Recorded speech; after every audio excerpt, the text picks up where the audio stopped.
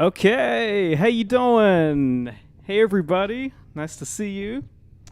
And welcome to number 4. I can't believe it's number 4 of the Basil Benjamin live stream. And so it's always such a treat to be able to do this so far every week, which has been really exciting. And yeah, whatever happens, happens. I just play and we just talk about bass and just dedicate the hour or hour and a bit to just bass playing and celebrating bassists and the art of the bass in music. So it's always really great to just jump on here and talk about that. And thank you for to those of you who have jumped on um, already and been regular on here. It's really great to see you. And who we got here? We have Red saying hello. Hello, Red. We got Mr. Nick Granville. How you doing, my bro? Reginald Corby. How's it going, everyone? We're good. Mr. Steve Weingart, of course, saying yo, and his lovely wife, who's also a wonderful bassist, Renee, is also saying hey. Hey, Renee. And yeah, before I get more into some of the other comments here so far about some of the nerdy or musical stuff that I was just doing. If you recognize that, obviously that tune was Cherokee, but I was having a go in 5/4 playing it, so a little bit of a curveball to kind of do it like that. But always really good fun. I'm always up for a bit of a challenge, so nice to kind of start this off with something in an odd meter. Before I get into this, like I was saying, so after last week's live stream that I did, I went and checked out the listening party of John Patitucci's new record called Spirit Fall. It was over on Bandcamp, and he had just released this new wonderful record. It's a trio record with Chris Potter on saxophone and Brian Blade on drums. I mean, that's some heavy stuff right there. The three of those three guys, it's just incredible. Some of the greatest players ever. But like, this is definitely one of my favorite Patitucci records, and there's a lot of them. Patitucci has put out a lot of incredible records over the decades. This one right here is very unique, especially being in this trio format. And you think, oh, if it's a trio, this one doesn't have any chords, guitars or keyboards, isn't it going to sound empty without that? Well, I mean, sorry to my chordal players, including myself. It doesn't need it. Well, you don't miss it, I should say, because these three guys are just playing at such a incredibly high level. They're just playing with so much intent that it's just you can like psychologically or something, you can feel like you can hear the chords. And also there are some tunes where Patitucci's playing 6-string and he's playing bass chords as well, which is always a treat to hear. But I mean, just the playing from everyone, the compositions are just incredible. It's definitely got a mix of all kinds of things. Definitely a lot of like Coltrane and Elvin kind of vibes, which is really cool. It's really cool to hear the 6-string bass in that format as well. It kind of gives you an idea of what Coltrane and Elvin might have sounded like playing with a 6-string bass, which is really cool. But I highly recommend check out Spirit Fall. Is such a great album. I've listened to it a number of times now, and as always, it's Patitucci, of course, as you know, one of my just all-time favorite musicians, of course, bassist, but just always putting out incredibly high level, just honest music, very like from the heart. So yeah, check out Spirit Fall, John Patitucci.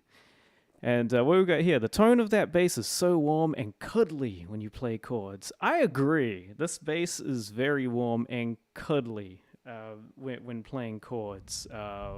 It's just, I think it's got to do with this instrument just being so well made. The Ibanez groove line, it's a very balanced instrument in terms of all the notes on on the bass, the whole range.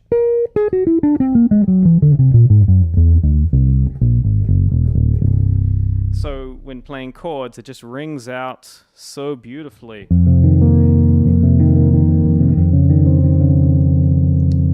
Whether you put it on a very bright sound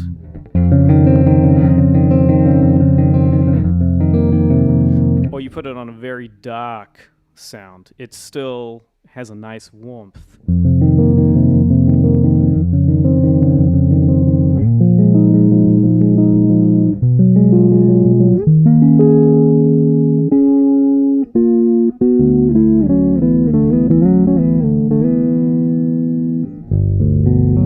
Even when you play down below over here, it's really, really nice. Yeah, I just, of course, just love playing chords on this, and even my BTB 6-string as well. It's the same kind of thing. It's probably a more like brighter, more snappier sounding instrument, just because it's the fingerboard is maple, and I had that built for that purpose as well, was to have a contrasting kind of tone or vibe in this bass. This bass has a very warm, like very deep kind of sound, which but still has a lot of punch as well.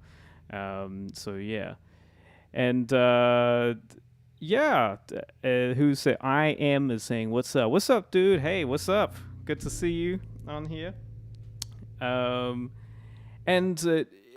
I just wanted to also point out,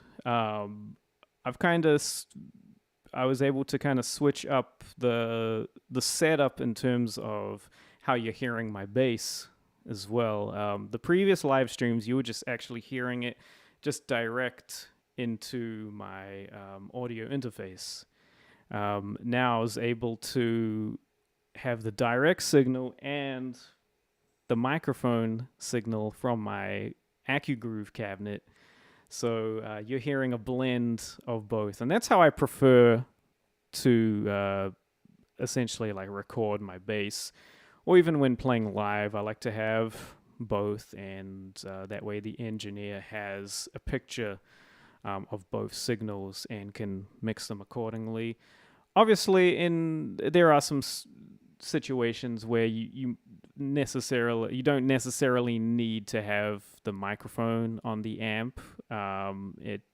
It just depends what type of music you're playing, or even just what's available. But typically, when it's available, I like to do both signals. And that's what I was trying to make happen for these live streams, and now I've got it going. So let me know how it sounds on your end. Sounds great in my headphones, but I want to know how it sounds for all of you.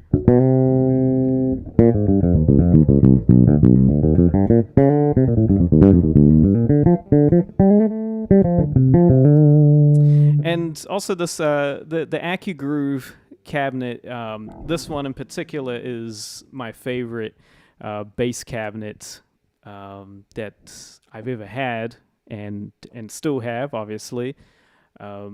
This is always my first choice, but this cabinet in particular, oh great, sounds great, man, thank you. This cabinet in particular, this is a 112 with it's actually 3 drivers. So it's got the 12 as the woofer, the woof, and it has a 5-inch mid-range driver, and then it has these high-end tweeters. And they're all isolated, and these are very boutique kind of cabinets that are made in the Bay Area of California. They've been around for quite a while now, but they're all handmade. They're made to order as well. I've had this cabinet for over 10 years now, and then, I mean, it's been quite a workhorse. I've beat this thing up. It's been on just about every gig that I played around Los Angeles. It's super lightweight as well, which is what made gigging with it so efficient and easy, and it's it's just such a fun amp to have. It sounds great. It's so versatile. With the upright bass, it's incredible as well. And also, it makes for a great seat as well. You can sit on it, and it actually is the perfect height for a stool. But anyway, I'll do a little more playing here. What's Steve Weingart saying? I'm listening on a Bose SoundLink Mini. Oh, cool. Let me turn up the bass and see if we could pop the speakers on your Bose. No, just kidding, bro. So I put the octave pedal on, and all that. Well, I'll play a little more. I might just have a bit of a jam to some drum loops. I'm still kind of just getting my fingers going as well. So yeah. But if you're just joining on, welcome. Nice to see you. We're just here. It's all about the bass, and we're just having fun. If you have any questions, please, this is the time to really be a bass nerd. Ask all your bass nerd questions. Put them down in the chat, all right? And you can expect some nerdy bass answers, all right? This is what it's all about. So thank you.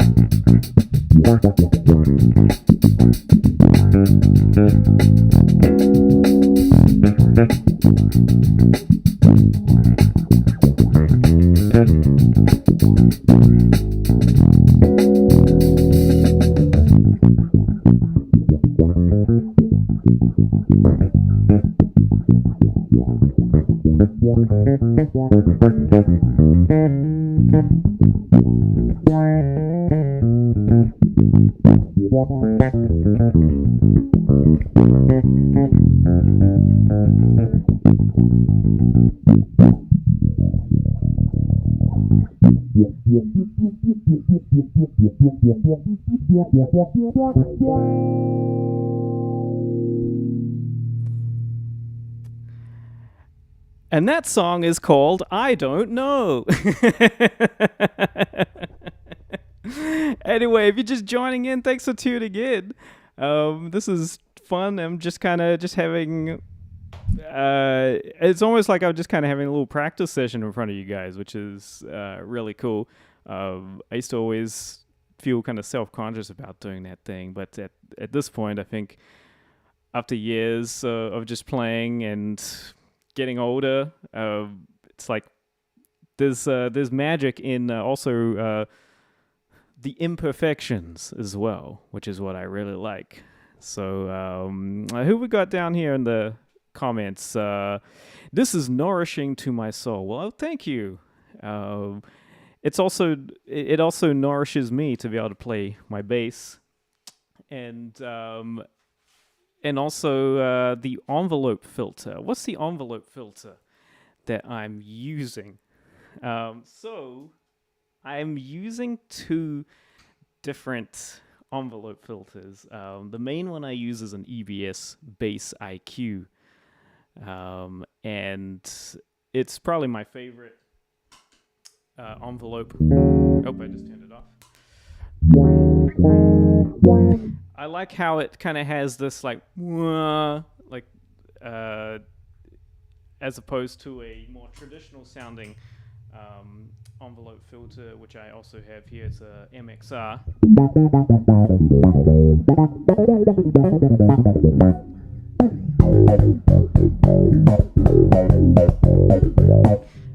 That's that, but there's something about this EBS Bass IQ filter that is really great with chords, especially when it like kind of eases into it.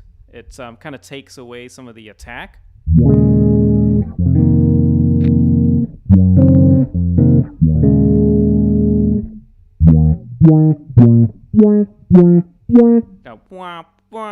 That's what I really like. It's really cool. But yeah, there are so many great envelope filters out there, but this is definitely my favorite one. EBS make really great stuff. I have their octave pedal, and I also have their phaser pedal. Very high quality stuff, so I really enjoy it. What else we got here? Reginald Corby is asking a question about leading the group as a bass player. I know bass isn't a passive role, but it's hard to be as active leading wise. Any suggestions to improve on this, or any thoughts? So That's a great question. I'll tell you that when I was pretty young, and I would say at least 12 or 13. Um, that was when I was going through quite the Stanley Clark phase, and obviously there's someone right there who is a leader, who's a bass player, but is using the bass in a different type of role. He's using it as a lead instrument, and so that was something where I figured at some point I'd like to do that as well, where instead of just always having to be in the supporting role, I'd like to also be up front as well, playing solos and playing melodies. And so I guess, and then later on, uh, obviously, you have Jaco and all that as a leader. You still hear the bass um, being a lead instrument, but not so much like the way that Stanley was. It's definitely like a hybrid, and especially when it got into like word of mouth. The big band, obviously, he's playing a very supportive role. He's being the bass player there, because it was mainly focused on his compositions and his arrangings of his tunes. That was something that he was really showcasing. I would say there was Christian McBride's live album called Live at Tonic, that really, I think, was another big influential record for me. And this was when I was around 17 or 18. And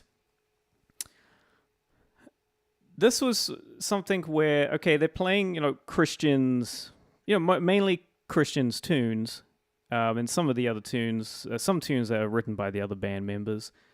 Um, but it's also a nice mix of like, okay, featuring him as a bass player, obviously, it's his group, but also showcasing him as a supporting bass player behind solo. So it's definitely quite the jazz group, but there are definitely nice moments of where the bass is up front.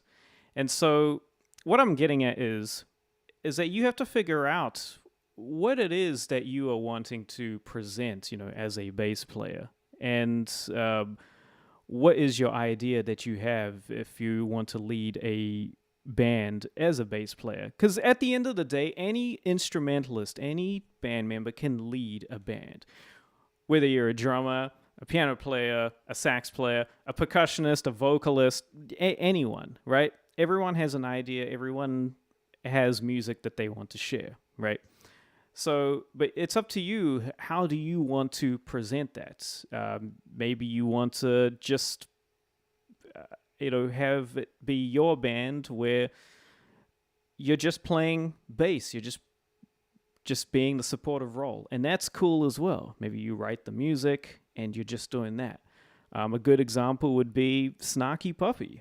Michael League, who is the bass player, but it's his band. He's the band leader. He writes the compositions. He does the arranging. He plays some really good stuff, but he features a lot of the other musicians. It's not just all bass centered. It's hardly bass centered. So that would be something to really just consider. Now, if you look at maybe someone like Mono Neon, who does kind of a bit of both. He's laying it down, and then he has this cool little whammy pedal. He can put it up the octave, and he can just do some kind of lead stuff. But again, his concept is about his compositions, the tunes that he's written. So it's really up to you what is it that you want to present? I would look at that first, and decide, what is my role in my group going to be. When I did put out my own project, the Benjamin Shepherd Quartet, it was a mix of both. There was a lot of lead bass playing, and when I was playing lead, like solos and melodies, my keyboard player, and there were times where it was Steve Weingart playing, he would play left-hand synth bass. So he would be the bass player. So he actually had to do two jobs. He had to be a bass player and a keyboard player. But then when I would go back to the bass if somebody else was taking a solo. So that's how it would work. I hope that is helpful to you. Somebody is asking about combo amps versus head and amp. I've noticed most pro bassists favor the latter. Is it power, or why do you choose head and cab over combo amps? The reason I choose the two separate units is because of flexibility. I like to be able, especially when you're playing out of town, playing on backline equipment. I usually like to take my bass head and plug that in to whatever cabinets or amp system is there, because I always want to make sure that I'm using something that I'm familiar with, unless what is supplied is something that I am familiar with. Definitely power does have something to do with it as well. I mean, but this is the thing. It's like, I think the whole concept of combo amps versus the two separate items have definitely come a long way and are not the same as what it was over like at least 20 plus years ago. Definitely there are a lot of combo amps that I've played out there that's still very powerful. I've played on, there are ones that are like 1,000 watts. And it might be like a 210 or like a 410 combo. I've even played ones that are 500 watts that are a 12. I think it just comes down to a lot of it is like portability. That's what I think of like a combo amp is just ease of use of, if you're a gigging musician, taking it everywhere, or it's just easy and compact. You don't have two separate things to worry about. You don't have to worry about forgetting a speaker cable, things like that. But preferably I go for the two separate units because I like to be able to put them in a different configuration as well. Like I said earlier, with my AccuGroove, I like to be able to sit on top of the cabinet. So that means my bass head has to go down at the side. So, and someone is saying, yes, 20 plus years ago was all those great SWR combos. Exactly. They were heavy, though. They were really heavy, but man, did they sound great. I know is that there was the California Blonde, the super red head combo. Those were incredible sounding amplifiers. That was when, SWR really were, that's when the SWR was standard. That's when everyone was using SWR. That's just what it was. So yeah, that's what I think about those two things. Did I ever go full Piccolo? Yeah, absolutely. There's many times I've done full Piccolo bass. One of my basses, it's actually at my parents' place right now. My dad is borrowing it for a while, but it's just a regular 4-string bass that I've had. It's an Ibanez sound gear that I've had since I was 8 or 9 years old. But I would string that up as a Piccolo bass, and I've played many gigs like that. I've even used it on recordings as well. My good friend, who's an incredible drummer, Eric Valentine, on one of his records, I played Piccolo bass, played the melody, and I played a solo as well. So yeah, I've definitely used full Piccolo many times. It's great fun, but at the end of the day, I do prefer the bass strings because I'm used to that feel. Obviously, they're very thin strings, the Piccolo, but it definitely serves a purpose for when you need it. If you're just joining on with the live stream, welcome. Nice to see you. As you could tell, we're just talking full bass nerd um, talk, which is really fun. I love talking about just anything bass, especially gear. I'm quite a gear head and all that. But if you have any questions about anything bass, could be even any bass concepts or even any of the musicians that I've played with over my career, feel free to put it down in the chat.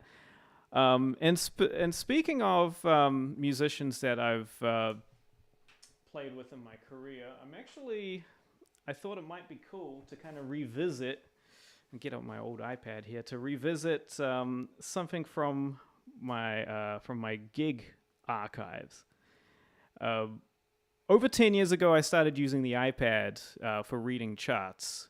And so that meant that I have all the PDFs saved, right, and backed up on my computer from all kinds of gigs. So gigs with Lee Ritenour, Mike Stern, Mark DeClivelo, with Zara McFarlane, Monkestra, Billy Childs, Peter Erskine, Dave Weckl. Like, I mean, so many people.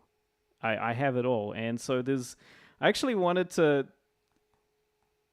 revisit a tune here and attempt to play it, because this was actually an audition piece for when I started playing with Billy Childs.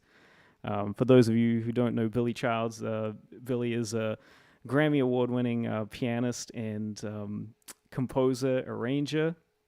And I met Billy through Virgil Donati, like well over 10 years ago. And Billy was like, hey, I'd love to hear you play my music. Could I send you some of my tunes and then we could just get together and just have a go? I said, sure. So of course he sent me like 4 tunes to learn, and I was just like, because I mean, it was all kinds of things going on. First of all, they were just so rich and just harmonically just like involved, rhythms and all that.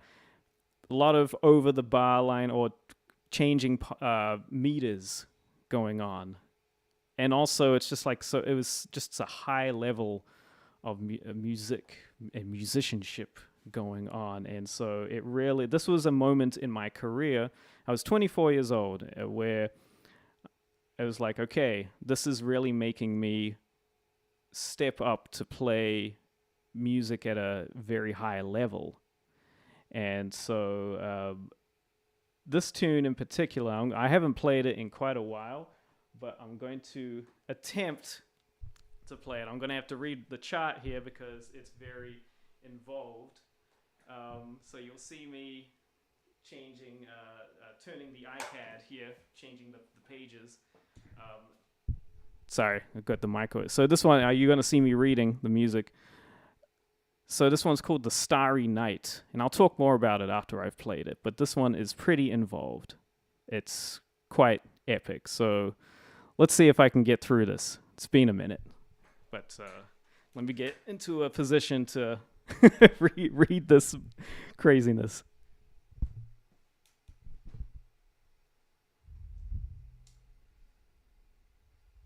I'm not going to use that tune, that sound. Okay, where is my... All right, here we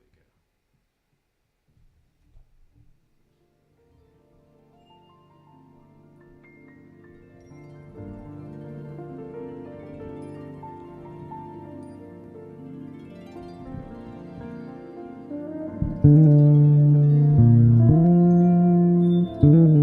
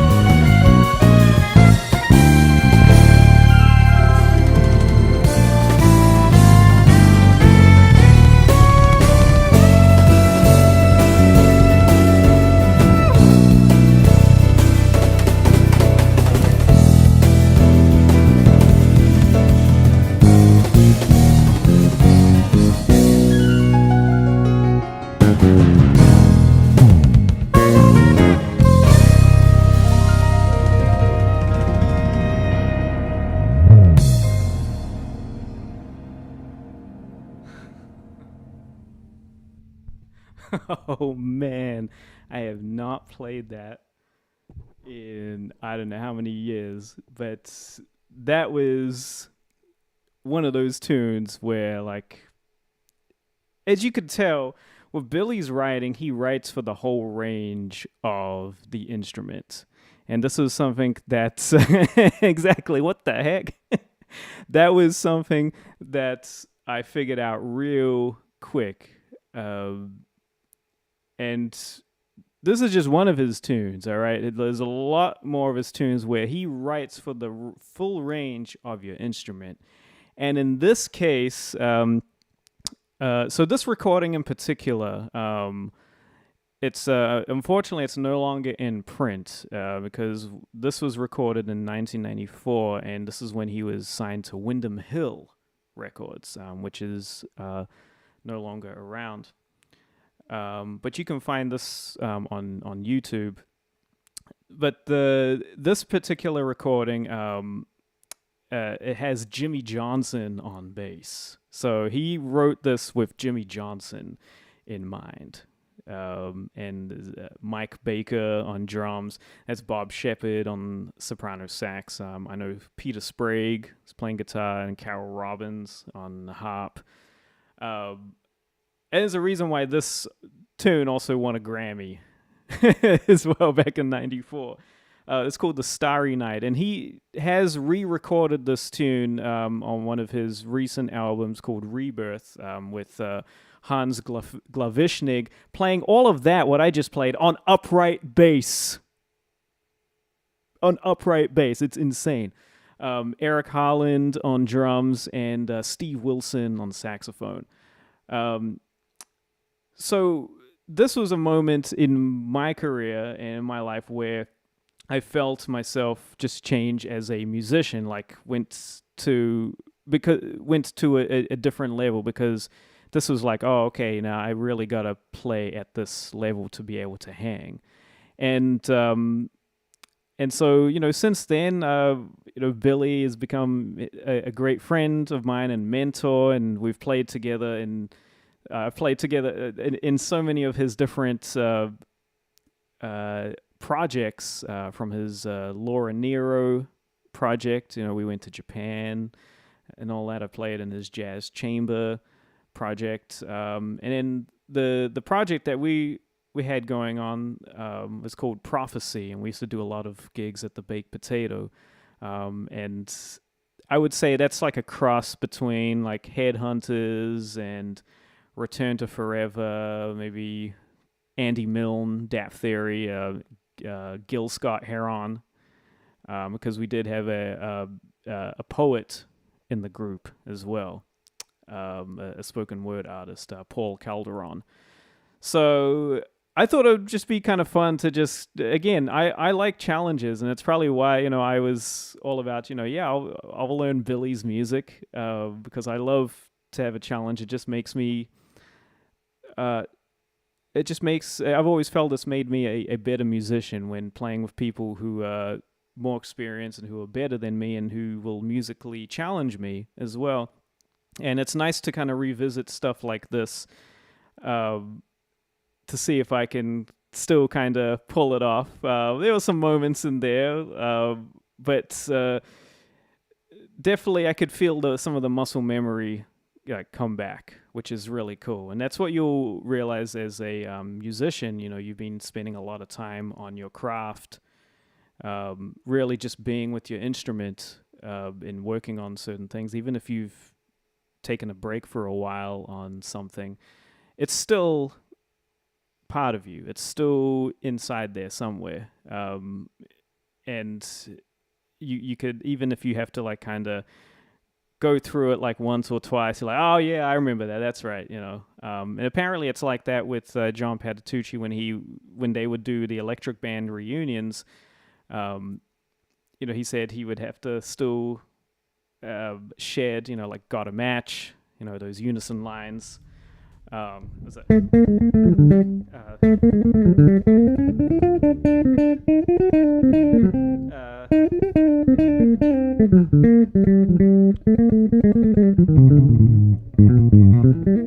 Oh man.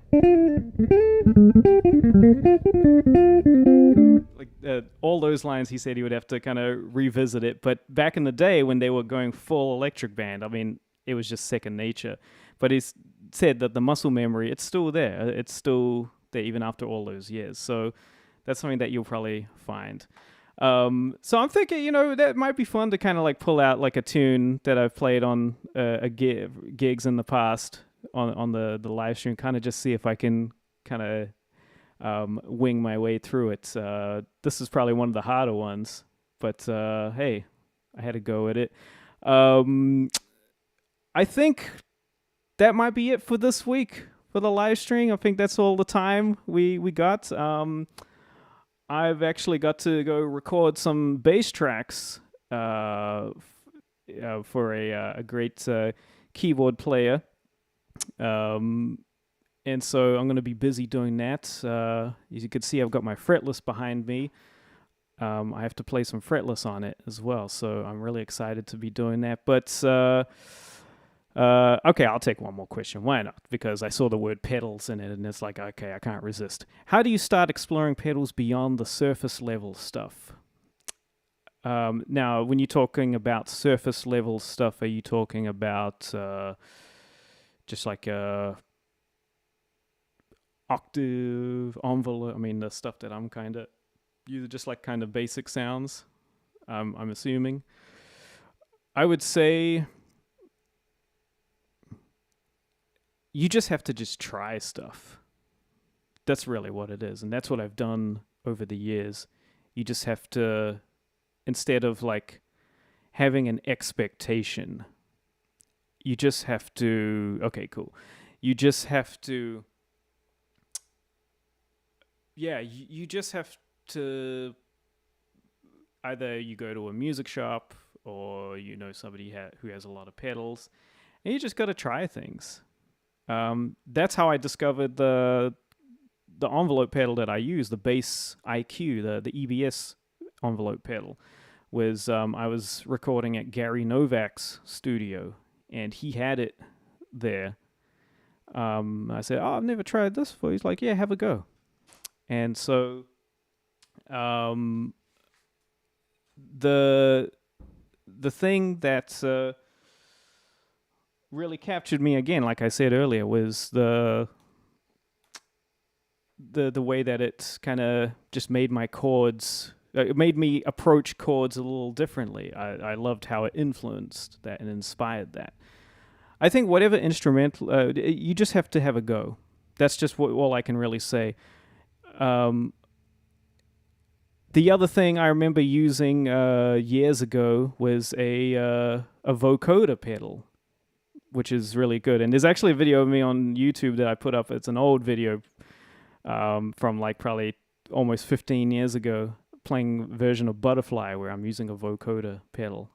You could definitely check that out. It's actually on my channel. And I had that for a few years, and then, I think the novelty of it kind of wore off. But it was still fun. I enjoyed it. You just got to find what you enjoy. And if you're whatever instrumentalist you are, you can always use pedals for anything.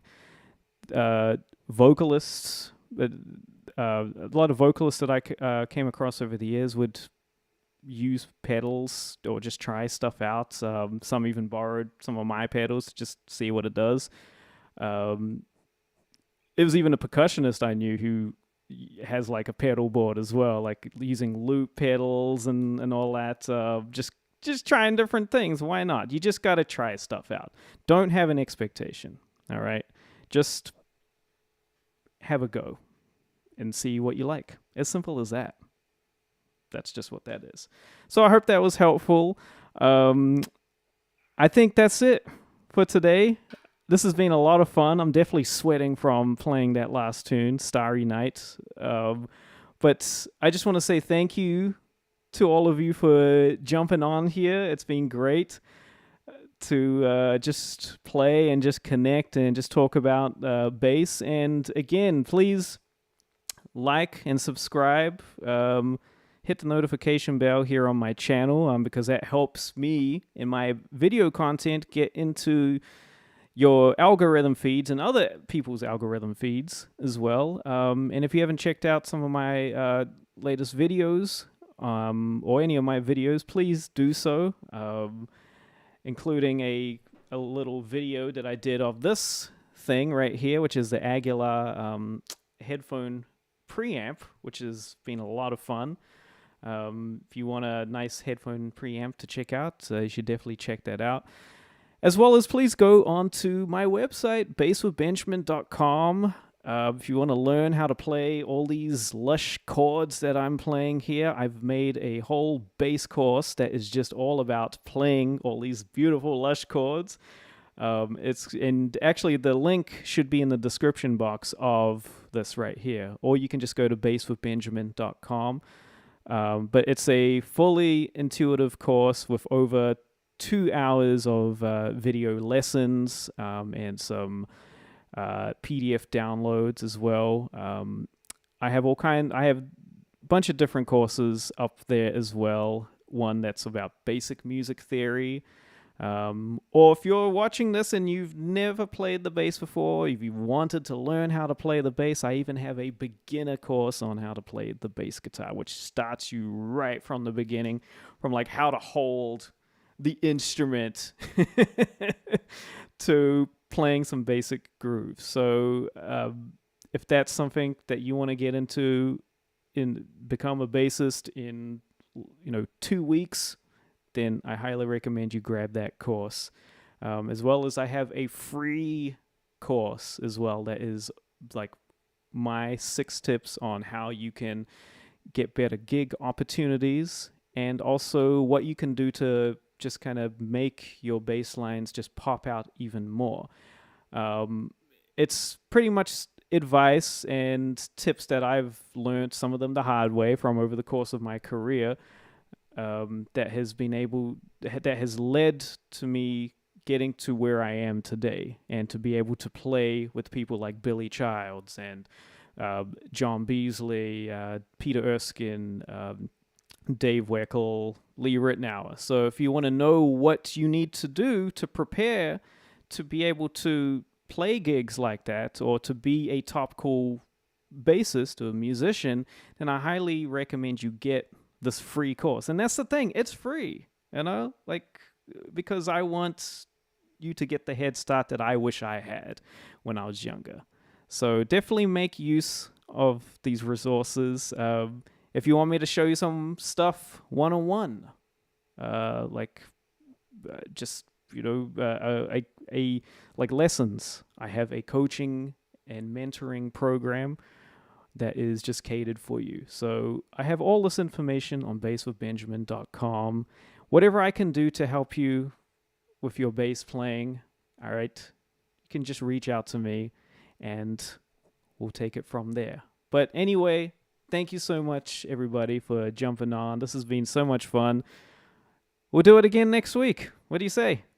I say, why not? It's been a lot of fun. So thank you again. All right. Be safe out there, and I'll see you again. All right? Peace.